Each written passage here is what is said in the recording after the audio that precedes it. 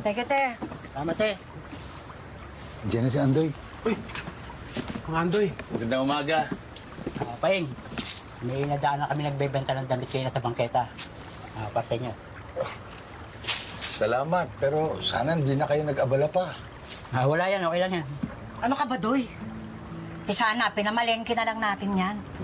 Sayang ang pera. Paing, si Cora nga pala, asawa ko. Pasensya na, medyo mainit lang ulo niyan. Saka hindi ko nga pala na ipakilala ng nakaraan. Kailangan po. Kausapin ko lang, ha? Sige lang, ho. Salamat ulit dito. Salamat po.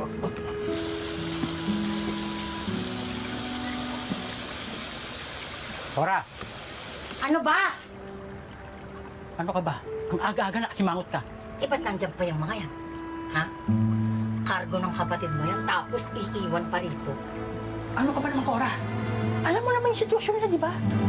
Saka, pansamantala lang to. Hirap na nga tayong kumain sa isang araw.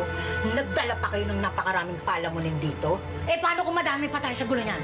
Ha? Sige nga! Cora naman, hindi ba marinig yung lalaki yan? Ikaw pa talaga nahiya, ha?